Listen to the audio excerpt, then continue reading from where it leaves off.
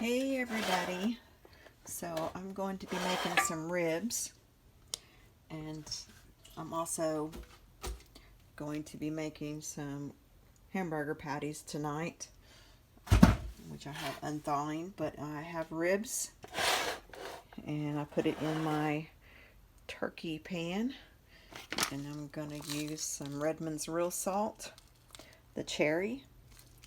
That's the last I have of this. There's not much left in it, and I'll be using the regular Redmond's real salt as well. And I'm going to be putting it in the oven at 200, low and slow. And so, but before eating it, I will end up sticking it into the air fryer to put a crust on it, because that'll make it, to me, more tasty. I don't know. That's how I like it. And so you got to cook things how you like it. Don't let other people tell you you're doing it wrong.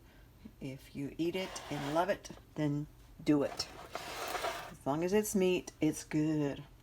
So that's what I'm going to be doing today. There's the oven. You hear it? It's ready. So I'm going to get it salted up and covered up and stick it low and slow in the oven.